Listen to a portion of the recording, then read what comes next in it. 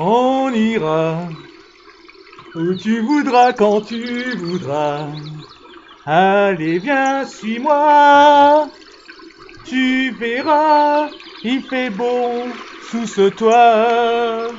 Écoute-nous, ça te coûtera pas un bras. Prends ton imagination, suis-moi. Y a des gens sympas. Y a tout lire, Takura et moi. On va rêver, crois-moi. Y a des gars cool, la poule et Kalika. On va être bien ou pas. Non, vous cassez pas, vous cassez pas. Salutations à tous. Attendez, écoutez encore un petit peu ce son là. Non, pas ce son là, ce son là. Pensons à pensons à ces bonnes températures d'été. Bon, le sable, je m'en fous un peu. C'est plutôt casse-couille le sable. Mais bon, pensons pas à la poule. Non, pensons pas à la poule. Pensons à ces bonnes températures d'été. Là, on se tape à -2. Pensons à la bonne petite chaleur. Ça, on y pense, on est tellement bien. Maintenant que j'ai enlevé le son, tu me dis, on peut plus y penser. Bon, j'espère que vous allez bien. Excusez-moi parce que la voix était un peu faussée. Je fais mieux d'habitude, mais bon, là, bon, voilà, ma voix est pas, voilà. Bon, et alors donc, et puis c'était improvisé, c'était histoire de délirer. Et puis bon, à chaque fois, je prends Takakuro au piège parce qu'il s'attend pas toujours à ce que je vais lancer dès le départ. Bon, alors je disais donc, dans 20 jours, c'est le petit Papa Noël.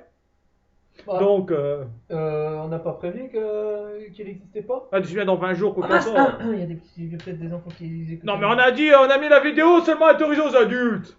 Oh, il y a pas plus que ça que les enfants écoutent. Ouais, mais ils peuvent toujours écouter, hein, tu sais. Bon, Oui, on peut tricher sur l'âge. Oui, voilà, mais bon.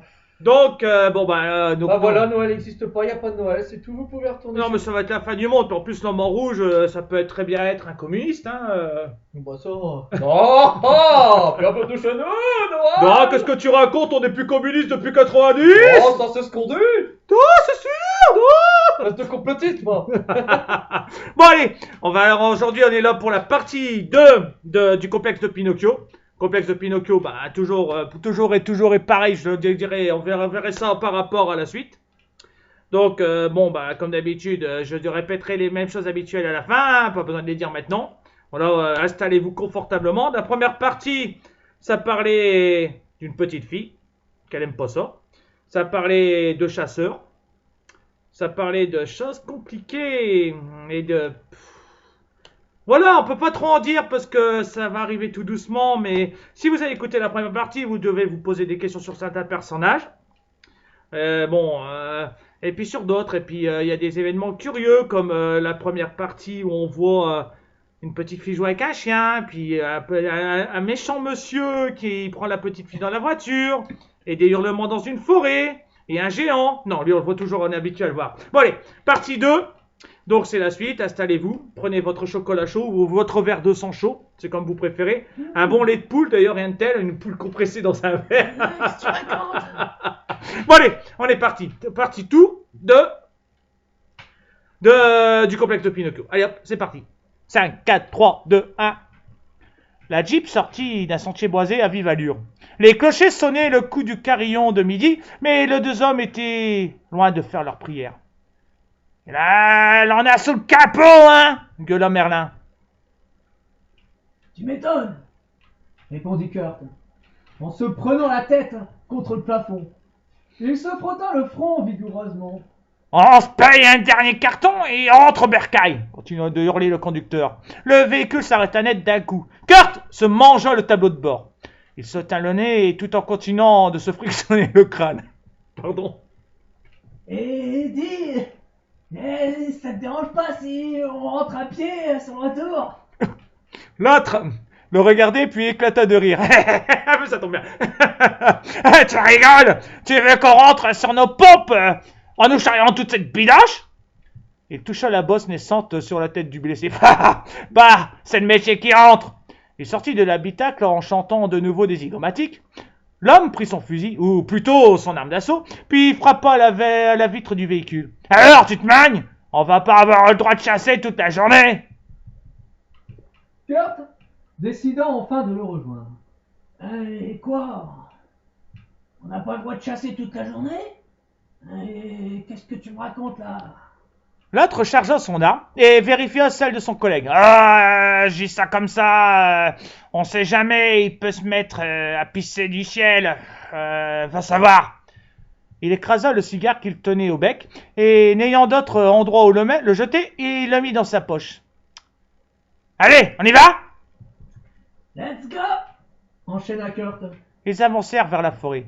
Mec, ça te dirait d'essayer ma pétoire? Kurt avançait avec son fusil. Il tenait fermement entre ses mains. Même si c'était une très bonne arme, ce n'était que l'outil d'un chasseur. Il regarda celui de Merlin. Par contre, le calibre de son coéquipier n'avait rien à voir avec cette activité. Ou alors, il chassait de bipèdes. Je sais pas si j'y arriverai. Mais ça serait cool, dit Kurt excité. Ah, mon gars, calmos! On dirait que tu vas te faire ta première femelle. L'invité rongea son frein pour ne pas paraître juvénile aux yeux de Merlin. Ouais, ça serait pas mal, reprit-il d'un ton plus détaché, en regardant un avion dans le ciel. Ils continuèrent leur périple en silence pendant un moment. Au bout d'un laps de temps, Merlin arrêta Kurt d'un geste rapide de la main. Les gars se transformèrent en statues. Dans ce silence, Kurt avait l'impression d'être ridicule. Ce ne fut pas long, car il entendit un bruit de sabots à 10 mètres d'eux, derrière une touffe d'arbres. Merlin s'approcha de l'oreille de Kurt. On n'approche à pas de l'eau. Tu fais le mort pour que la bestiole le devienne.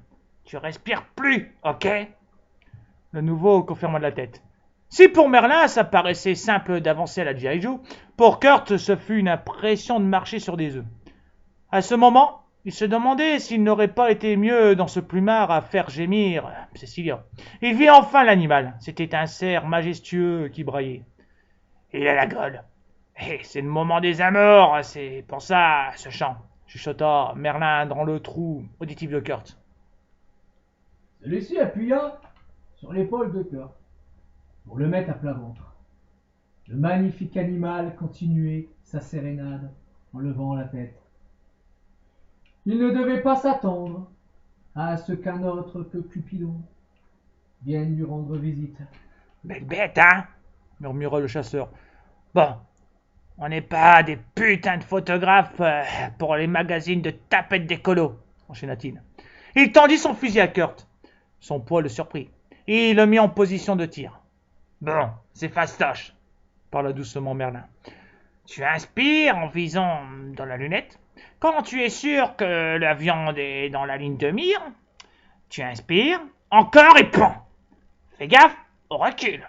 Merlin se lécha les babines. On va se faire un de ces gueuletons. Prêt? Oui, dit Kurt, dans un souffle. Il regarda l'animal qui attendait l'amour qu'il ne rencontrerait jamais.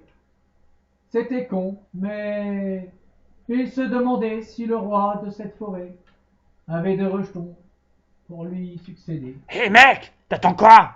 Qu'il se suicide à la façon nippone? En s'enfonçant ses bois dans le ventre? Vas-y, feu! Kurt aspira, attendit. 1, 2, 3, et appuya sur la gâchette. La détonation fut un tonnerre qui calma les habitants de la forêt. Kurt s'était pris la crosse de l'arbre, le menton levé, le menton avec le recul. Le cerf était au sol, mais continuait de ramper, peut-être à la recherche d'un sursis. Putain, tu l'as loupé! Tu l'as pas eu du premier coup! Hurla Merlin, il se leva. Qu'est-ce que t'as glandé? S'approcha de l'animal avec agitation. Kurt se mit debout à son tour, en se frictionnant cette fois le menton. Putain! Et si j'avais su que la chasse était un vrai combat de boxe, pensa-t-il. Merlin pointa le fusil du doigt. Je pige pas. Avec ça, tu aurais dû le flinguer du premier coup, reprocha-t-il. L'homme vint vers Kurt et lui prit le meurtrier des mains. Et alors, je l'ai touché? Il ne put répondre autre chose pour sa défense. Tu l'as touché. Regarde ça, quel gâchis. Kurt regarda l'animal ramper avec peine et ses gémissements lui déchirèrent le cœur. Une trace de sang suivait la bête.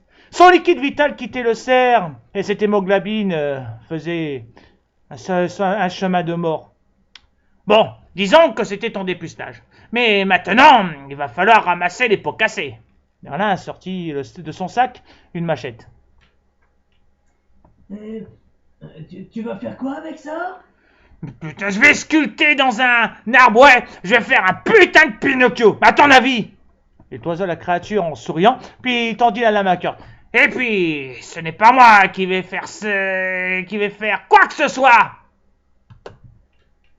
Kurt prit la larme blanche, sans trop comprendre. Que vais-je faire avec ça? Merlin se tourna vers lui avec son sourire, toujours au bout des lèvres. À ton avis, finir le travail? Hein? Quoi? Avec le fusil, ça ne serait pas moins cruel? Le rire de Merlin accompagna les oiseaux dans les arbres. Moins cruel, mon cul! T'as raté ton coup avec le flingue? Peut-être qu'avec un petit couteau, tu mettras fin à ses souffrances. Tenant l'outil, tranchant, Kurt s'approcha doucement.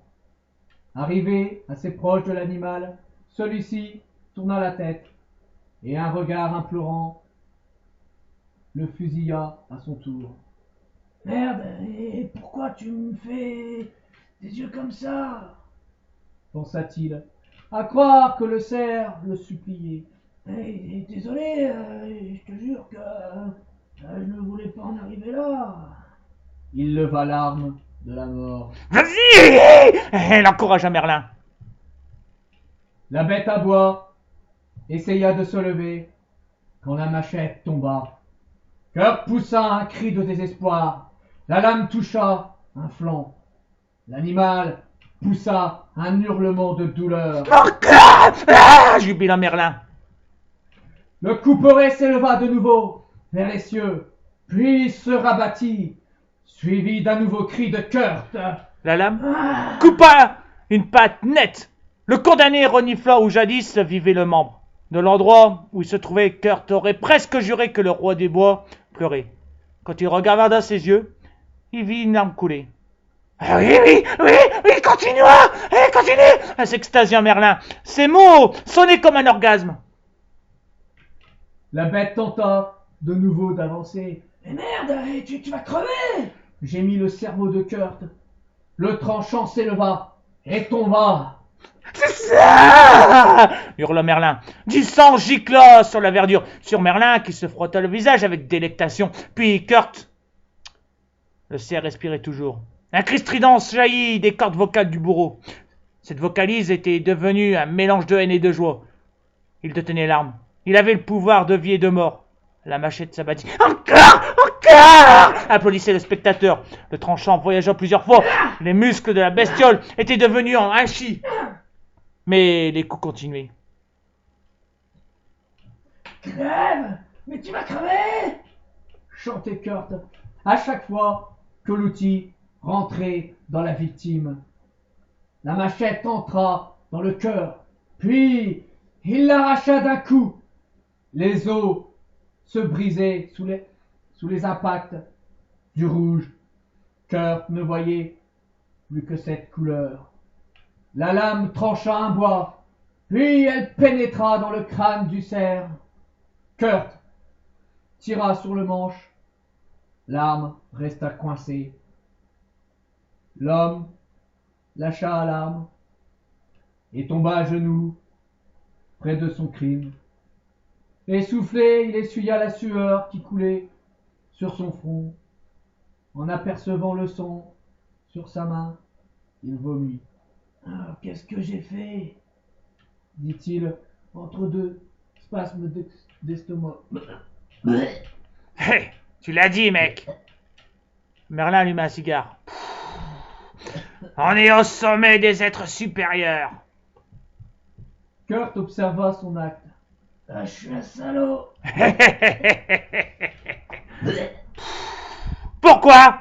Parce que t'as pris ton pied? L'homme encore au sol ne répondit pas. Dis-moi le contraire. Cracha le chasseur dans la fumée de son sabot.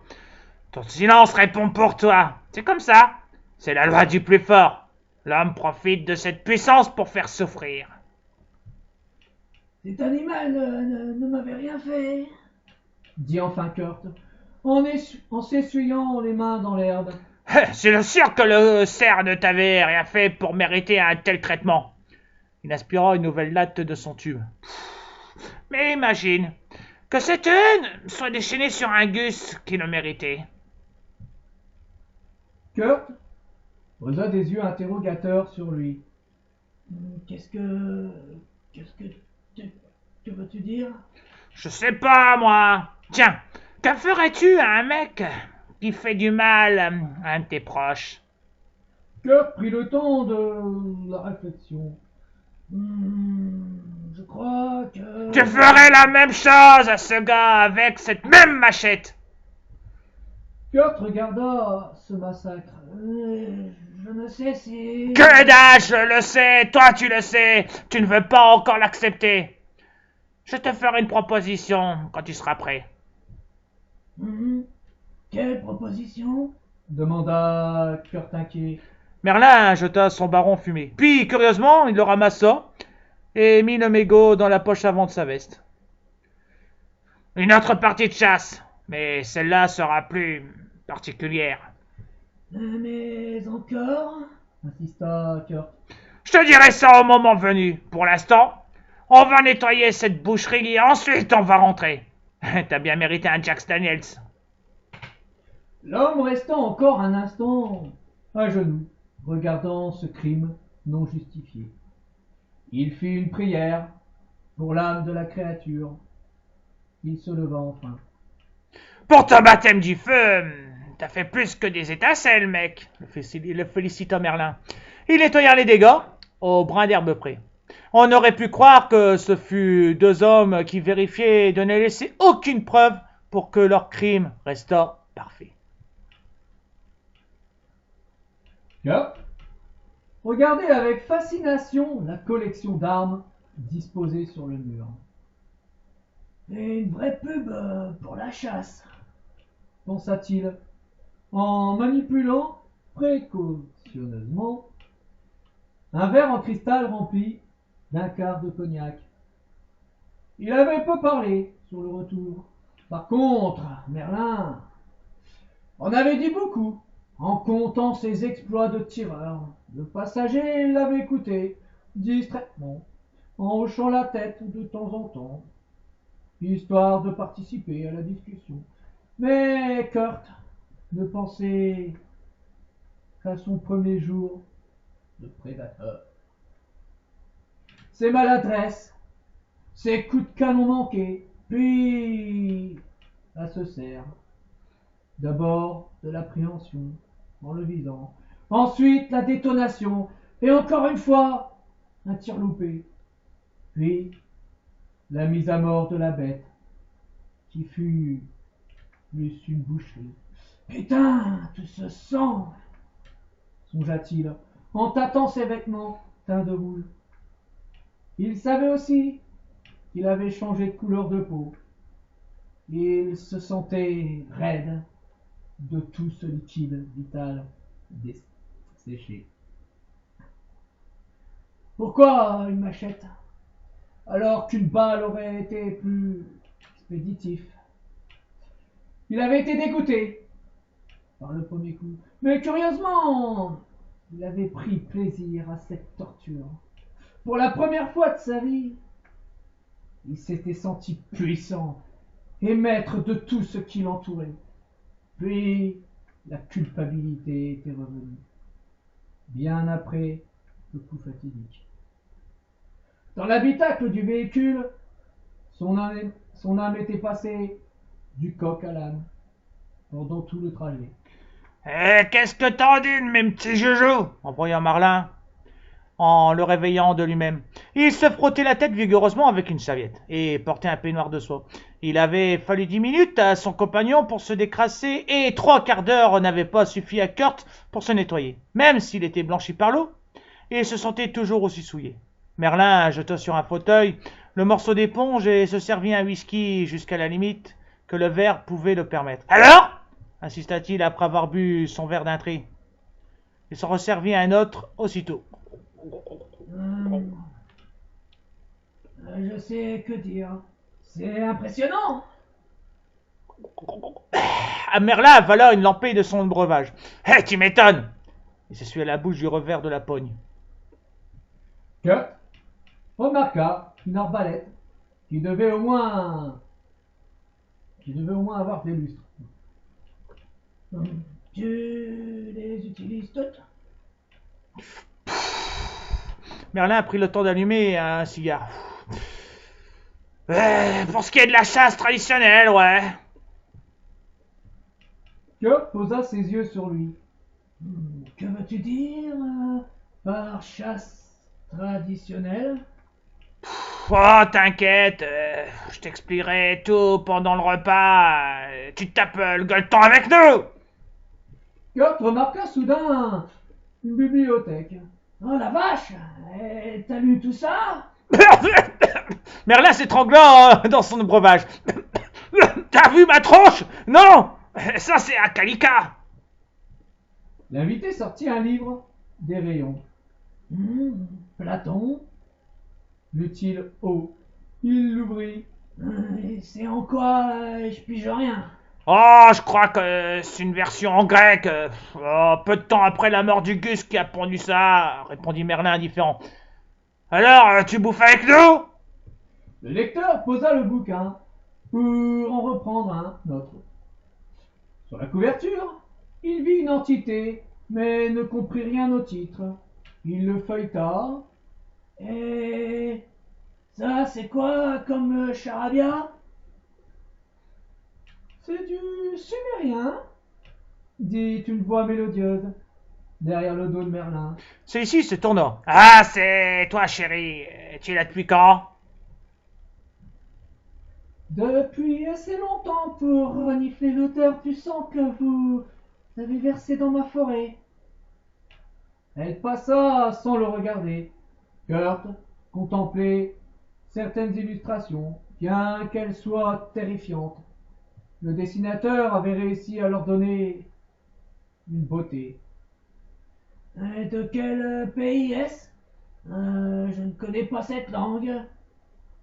La fillette prit le livre et le reposa délicatement. C'est une langue morte qui était parlée par un peuple aux croyances obscures. C'est un manuscrit. Un manuscrit de quel genre? Quand on regarde les dessins, on s'imaginerait que c'est une Bible. Oh, c'est presque ça. C'est un livre sacré qui parle de la vie et de la mort, de la manière dont il faut vivre et de celle de tuer. Pardon? Interrompit Kurt. Je veux dire de la manière de mourir. Caliga se mit à sourire. C'est un recueil très difficile. Les livres religieux sont toujours compliqués. Merlin cracha ses poumons de nouveau. Kurt, mec, t'avais pas un cadeau à offrir à ma fille? L'homme fixa encore un moment Calica impassible. Oh, c'est vrai, j'allais oublier, réagit-il enfin. Il s'approcha d'un emballage cadeau qui était posé sur un guéridon. L'homme revint vers la jeune fille, baissa la tête en signe de révérence et ses lèvres touchèrent la main de celle-ci. Si vous me permettez, j'ai acheté presque rien. Kalika prit ce presque rien que l'homme lui tendait. À présent, en quel honneur? Questionna l'enfant. Elle commençait à tirer sur le ruban. Ah, ça fait toujours plaisir de recevoir, dit Kurt, rougissant. Kalika ouvrit la boîte et regarda le contenu. Je vous remercie, balança-t-elle froidement. Elle se tourna vers Merlin. Père, je monte. Je vous rejoins pour le repas. Eh bien, murmura le patriarche en inclinant le crâne. La gamine toisa une dernière fois de ses iris polaires Kurt et sortit de la pièce sans rien ajouter. Kurt ne comprenait pas ce manque de sensibilité. Tout enfant aurait sauté de joie à la vue d'un cadeau. Merlin haussa les épaules. Bah, te mine pas. C'est le début de l'adolescence, ou bien elle n'a pas connu sa mère, ou je ne sais quelle raison. Les gamins trouvent toujours un putain de prétexte pour faire la tronche. Il se servait un bourbon. Je vais te faire goûter celui-là. Il a 150 piges. Tu vas m'en dire des nouvelles. Il donna un ballon de verre à Kurt. Que la viande court à jamais la planète, traqua-t-il en choquant les deux contenus ambrés. Kurt, bingo, but une gorgée, sans répondre. Le liquide lui brûla les entrailles, mais cela lui fit du bien. Alors, t'en penses quoi? L'interrogea Merlin. C'est de la bonne bibine, répondit l'invité. Je te l'avais dit, rit le chasseur. Bon alors, tu becques avec nous? Kurt n'eut pas le temps de dire une syllabe, car à l'étage, un hurlement furieux suivi d'un fracas l'empêcha. Kurt suivit Merlin qui se précipita à l'étage. Au sommet de celui-ci, Kurt vit une porte entrebâillée et au fond du couloir où la casse continuait sa musique, Merlin s'arrêta devant cette pièce. Il inspira et poussa la planche de bois. Cette salle de bain était sans dessus-dessous, d'après ce que pouvait voir Kurt. Je t'ai dit des centaines de fois que je ne voulais pas voir ce genre d'objet dans ma demeure! Hurla Kalika. Excuse-moi, chérie, c'est un oubli, je devais le nettoyer, j'en avais besoin. Kurt vit la masse du chasseur se faire éjecter de l'endroit. Il se prit le mur d'en face. Ensuite, il vit le décor de la scène un court instant, le temps que la porte reclaque dans ce champ de bataille. Il vit un miroir exploser. Le criminel de cet acte n'était autre qu'une poupée de porcelaine kamikaze. Cette même poupée qu'il venait d'offrir à la gamine. Le camion du marchand de glace stoppa au bord d'un trottoir d'un quartier résidentiel. Les enfants coururent vers le véhicule où trônait un immense ice cream sur son toit. Le vendeur ouvrit la vitre, un sourire joyeux aux lèvres, en lançant des friandises en l'air. Celles-ci retombèrent vers ce petit monde qui les chopa au vol à coups de coude pour en récupérer le plus possible. Le glacier se frottait les pognes en assistant à ce spectacle. « Du calme, les enfants, du calme !» ordonna un autre qui apparut du siège avant. Oh, si on peut plus se marrer, grommela le joueur. Allez les amis, mettez-vous en file pour être servis, reprit l'autre. Le premier déçu observa l'attroupement qui se transforma en I, et vit une jolie petite fille brune habillée avec un t-shirt à paillettes. Il se lécha les lèvres en voyant son ventre ferme. Puis ses rétines descendirent vers un short très court qui moulait son arrière-train. Il s'essuya le front, puis ses yeux tombèrent sur un gars assis sur un banc en face du camion qui fumait un cigare en sirotant une bière. Alors, garçon, pour toi, ça sera quoi? Demanda le défendeur des marmots. Je veux une relique de la mort, dit le gamin surexcité. Hein? Quoi? Interrogea le glacier. Une relique de la mort! L'homme regarda son collègue. Oh, tu émerges s'adressa-t-il au mec qui contemplait un balayeur de rue. Il revint soudainement à la réalité quand il n'entendit plus que la soufflerie du congélateur. Et tu me disais quoi? Une relique de la mort. C'est quoi? Demanda son interlocuteur impatient. Ouf, Harry Potter. Il ouvrit le compartiment à sucrerie et en sortit une tige de couleur verte et la tendit à son coéquipier. Drôle de nom pour une glace, s'interrogea-t-il quand il l'eut dans les mains. Qu'est-ce que tu veux? L'autre, après avoir vendu leur putain de film, faut bien qu'ils continuent à se faire du fric sur le dos des gamins. Ses pupilles retombèrent sur la fillette aux cheveux bruns qui le toisait en souriant. Elle se tortillait une mèche de cheveux du bout des doigts. L'homme eut chaud dans cette cabine polaire. L'individu sur le banc jeta sa canette puis sortit une fiole. Moi aussi, il me faudra un verre, pensa-t-il. Je voudrais une toilette, cria une gamine toute hystérique. Bram Stoker a écrit une plus belle histoire que ce navet, se moqua la fille brune, en se tenant toujours une mèche. La première se tourna avec un regard qui avait envie de mordre, mais elle n'en fit rien. Le glacier lui remit sa commande. Elle prit ce tube glacé, de couleur rouge, avec encore plus d'empressement. Elle donna l'argent et se tourna. Elle s'éloigna, puis s'arrêta à la hauteur de la brunette. Un brin qui?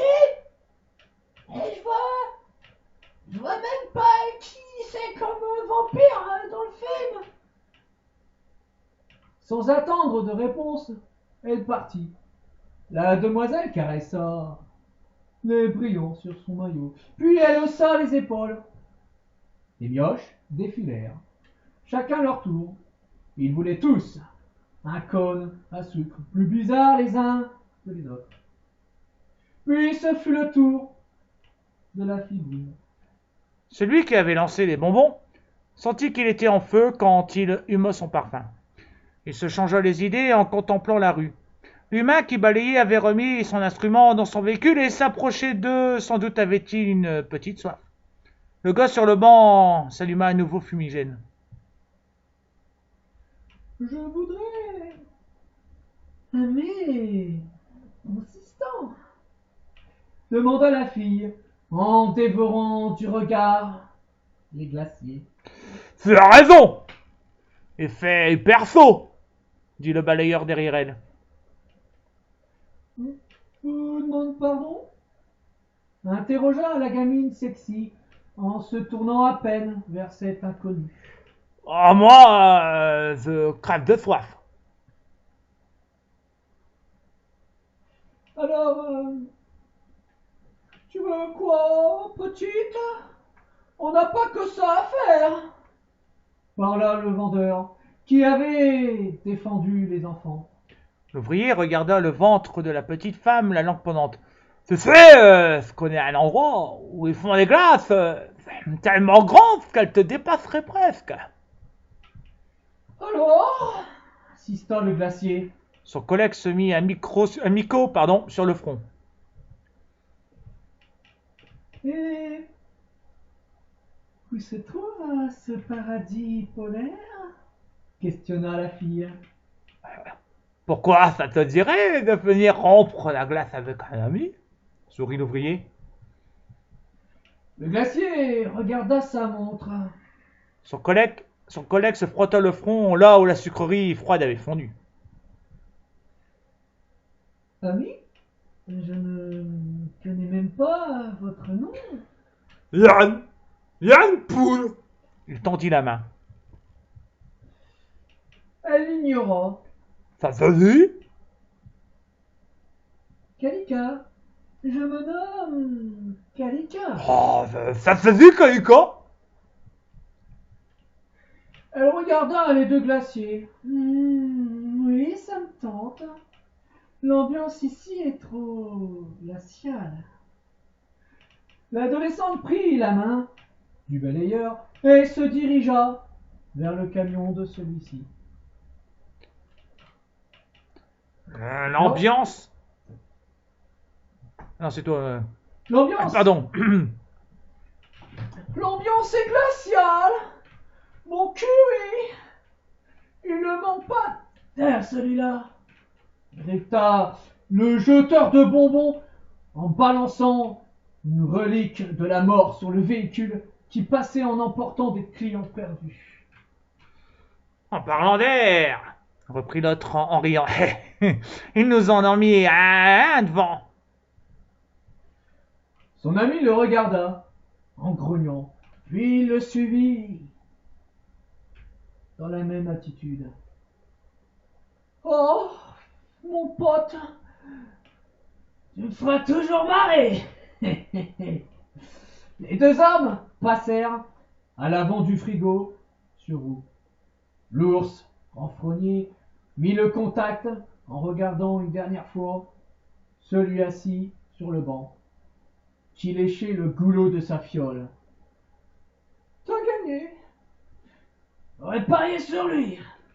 Eh ouais. L'habit ne fait pas le moine. Merlin s'alluma un cigare et cracha la fumée. Il sortit lui aussi une petite bouteille de la boîte à gants. Le gibier a repéré la proie. La chasse peut commencer. Il a lampé du liquide, puis le véhicule préféré des enfants commença sa route. Et voilà. J'espère que ça vous a plu. Désolé pour les moments de rigolade, parce que bon, malheureusement, quand on repense à c'est ce pauvre chasseur qui se bouffe le tableau de bord, le volant, enfin qui se bouffe tout. Le pire, c'est que Le fusil. quand on l'a lu une fois pour un peu. Oui, on l'a fait la première fois pour la première lecture, on n'a pas autant ri.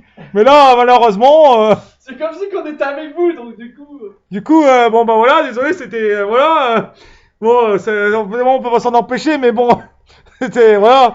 Donc, ce qui est pour la dernière partie, j'espère que vous avez bien compris que voilà, dans le camion de glace, c'était nos deux amis. Et si il y en a un des deux qui a beaucoup de frissons et qui est tellement chaud, c'est parce qu'il manque de boissons. Décidément, on a beaucoup de problèmes avec les alcooliques. Hein. Et puis, bon, vous devez avoir remarqué aussi que j'ai un petit problème avec Twilight. On critique pas mal Twilight, non? Alors, bon, bah, je m'en cache pas.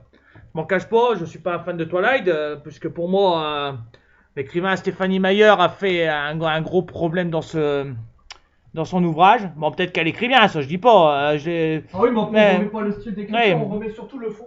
Mais bon, pour moi, elle a dénaturé le vampire. D'abord, c'est à cause de sa religion. Bon, d'accord, on en veut toujours à la religion, mais j'y peux rien. Elle est mormon, et chez les mormons, comme peut-être vous le savez, ils n'ont pas le droit ni à la violence, ni au sexe, ni à l'alcool. Enfin, toutes les bonnes choses que l'humain normal aime. Non, bon, voilà, donc, voilà pourquoi son livre est aussi coupé. Ils ont coupé leur vin. Elle a tellement coupé son vin que les pauvres vampires, et je suis sûr que même les pauvres loups-garous sont devenus D'après ce que j'ai eunuques. compris, les loups-garous sont un petit peu plus respectés, mais un petit peu par rapport aux vampires. Donc, Je crois, si je m'en rappelle, parce que bon, j'ai pas vraiment. malheureusement, bon, bah voilà, je me dis qu'elle aurait dû écrire des contes de fées pour enfants, si elle ne voulait pas ni mettre de sexe, ni vendre encore. Quand on lit le livre Dracula de Bram Stoker, on voit que Dracula, le comte Dracula, on a l'ami Vlad, pas Poutine, mais Dracula. Voilà. Quand on voit que Vlad attire les femmes vers lui, il attire la cousine de Mina. Et puis après, il attire elle aussi. Donc voilà. Nous avons aussi dans les ouvrages de j'ai un trou de mémoire, hein, c'est la merde, c'est là. Et puis un vampire, ça a perdu son âme. Et voilà, c'est un démon. Ça a un côté- C'est à moitié démon. Voilà, c'est un côté presque bestial. Bon, le loup-garou qui est plus bestial peut-être. Voilà. Mais bon, Ouais, non, mais lui, quand il est transformé, parce que sinon en étant dans. Oui, quand il est humain, il est normal. Ouais, voilà. Donc, nous avons aussi les ouvrages d'Anne Rice, qui est l'entretien avec un vampire, ou Lestat, bordel de merde, je sais plus parler. On voit le côté sexuel des vampires. On voit le côté chasseur du vampire. Bon, ça reste un chasseur, il a faim. il doit boire du sang. Bon, il y a eu des vampires plus ou moins sympathiques. On regarde la série Buffy.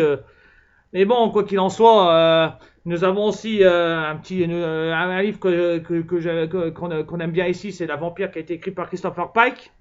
Même si Sita, l'héroïne dans l'histoire, au fil des siècles, parce que bon, elle fait partie des plus vieux vampires, au fil des siècles, eh ben, elle a de moins en moins besoin de sang, elle reste qu'elle a une nature de vampire.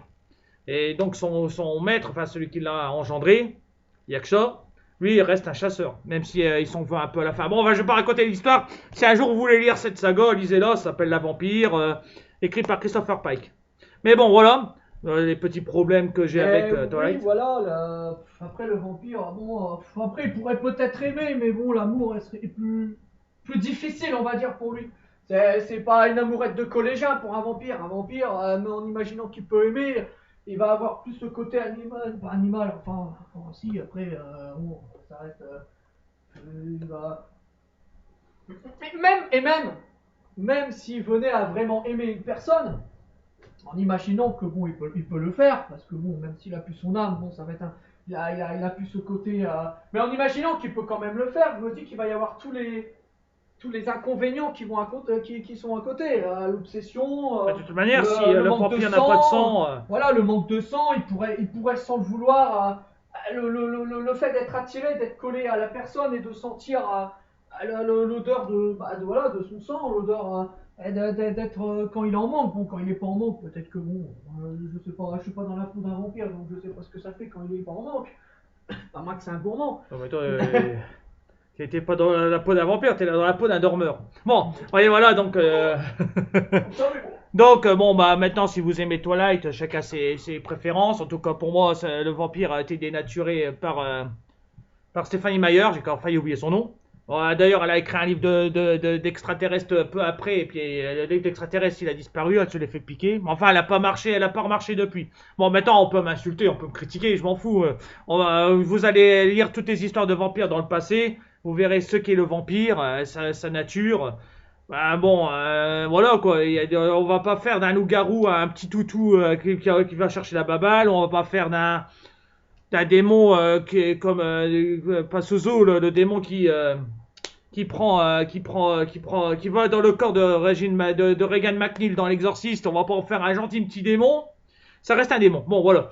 Et puis aussi, nous adorons les chasseurs, mais là on a l'impression qu'on aime la chasse quand on lit le paragraphe, mais au contraire, il a été écrit d'abord pour montrer un petit jeu sexuel entre le chasseur et l'animal.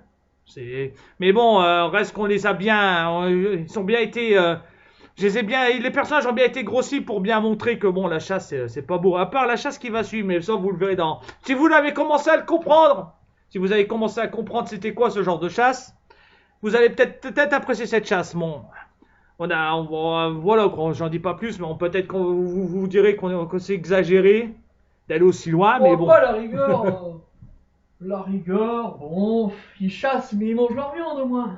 Oui. Se dire ça. Non, bah eux. Enfin, bon, voilà. Tu tournes le choc, tu vont le bouffer le cerf, le bande de crevards. Ah non, mais moi je parle pas de cette chasse-là, ils vont la bouffer. Non, mais moi je parle des chasseurs qui chassent pour se nourrir. Ah, tu parles des vrais chasseurs, tu parles plus de l'histoire. Ouais, bah aussi, je veux dire, lui il fait sa chasse pour. Bon, d'accord, là, non, mais... là c'était pour essayer de l'entraîner doucement vers. Mais je veux dire. C'est pas son premier animal qu'il a battu le petit là avec son. Oui, voilà, on parle de taille de calibre, celui qui a la plus grosse. Oh, ça c'est le jeu macho des chasseurs. Bon, je me dis que l'homme a besoin de manger, il chasse depuis longtemps. C'était un cueilleur au début, il a appris à chasser. Ouais, s'il chasse pour se nourrir, bon, voilà quoi, c'est bien. Si par contre il chasse pour le sport, ça par contre c'est dégueu. Oui, voilà, c'est ça aussi. Bon, par rapport on n'est pas pour. Au cas où il y aurait des chasseurs qui écouteraient ce truc, on met pas tous les chasseurs dans le même lot. Bon, malgré que ce texte peut aussi s'en prendre un peu aux chasseurs qui aiment jouer. Parce que bon, quand on voit là le mec, comment, si tu loupes ton tir, après il y en a, ils prennent leur pied à aller. Alors d'accord. Non mais là c'est exagéré parce qu'un mec qui rate elle serre un coup de lame comme ça autant. Oui, non mais ça je sais, oui. Non, mais donc ça a dû vous écœurer j'espère, quand même, ceux qui aiment Bambi. Il y en a, ils ont le fusil dans les mains, ils sont plus pucés quoi. Ils croient que justement, comme comme c'est dit dans le texte, ils se sentent tout puissants parce qu'ils ont une arme dans les mains. Ils savent qu'ils ont le droit de vie ou de mort sur une personne. Bon, après, bien sûr, tirer, c'est autre chose. Oui, comme eux aussi, c'est pareil. Ah, c'est un insigne. Ouais, bon, on va pas reparler d'eux quand même, parce que bon, ça Bah, serait. de toute façon, ça- tous ceux qui ont une arme, il y a tout le monde, que ce soit un. Non, mais après, le problème, c'est qu'il faut avoir le cran de tirer, quoi. Tu peux avoir Voilà, une arme ça aussi, et pas voilà. avoir le Oui, courage voilà. de tirer. Moi, en tout cas, j'aurais une arme. Moi, je suis un carnivore. Mais bon, si je devais tuer un animal, je crois que je me mettrais peut-être à manger des légumes. Voilà. C'est ça, c'est sûr, parce que je pourrais pas tuer l'animal. Moi, l'animal, elle est dans une barquette. Si je vois ses yeux qui me regardent tout tristement, j'en mange plus. Voilà, c'est comme ça. Pourtant, je suis un carnivore. Je suis pas pour les idées véganes, enfin, surtout les véganes extrémistes, parce que chacun a le droit d'être libre. Pour moi. Et on a le droit d'aimer la viande, on a le droit d'aimer Tu peux partager tes idées. manger des petits cachetons pour se nourrir. Ouais, voilà, non, mais tu peux partager tes idées et essayer de convaincre les autres. Il n'y a rien de mal. Par contre, quand ça devient trop. En tout cas, il y a les extrémistes chasseurs et les quand c'est extrémistes non, c'est véganes. non. Sinon, c'est un viol.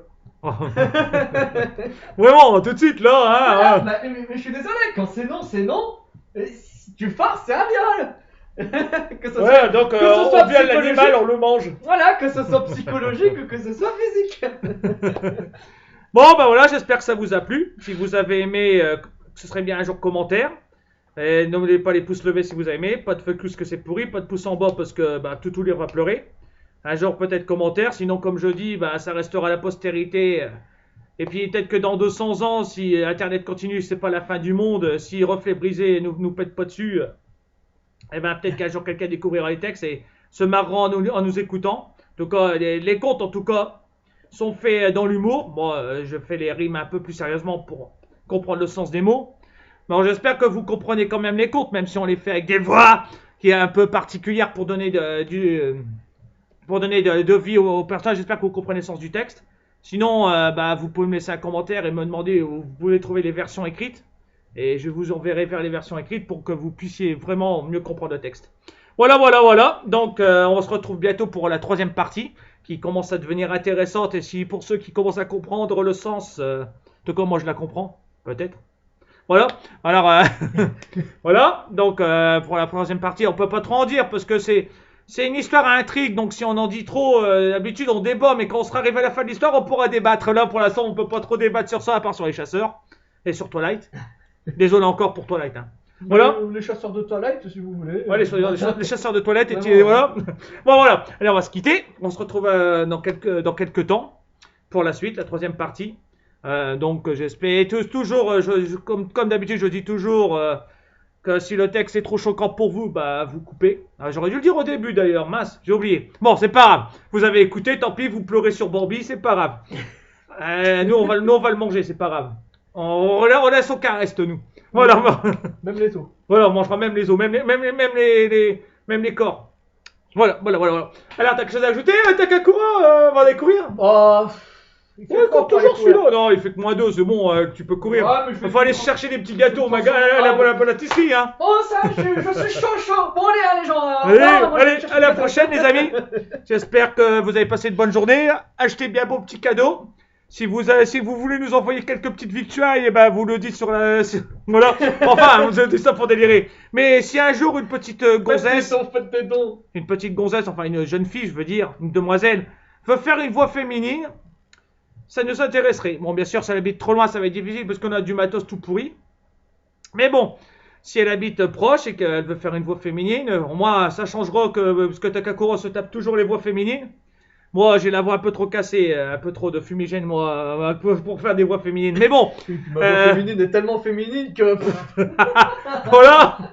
Bon, sinon, bah, désolé pour la chanson du début, hein, mais bon, c'était pour se marrer, voilà. Allez, on va se quitter quand même, parce qu'on parle, et puis les estomacs se réveillent, c'est l'heure de déjeuner. Bonne journée pour ceux qui vont se lever. Bon courage pour ceux qui vont aller bosser dans ce froid. Et puis ceux qui vont aller se coucher, bon dodo. Voilà. Alors à la prochaine, la poule, t'as rien à ajouter? Non, t'as rien à ajouter. Bienvenue dans ma vidéo. Tais-toi, la poule. Bon, allez, Allez, dégage la poule. Allez, un bon pouce bleu, likez, partagez. Oui, alors, faites. Et dansez. Et dansez, non, Bonne danser, journée. pas moi. Allez hop. Et surtout, faites attention aux méchants petits pervers qui voudraient vous offrir des bonbons.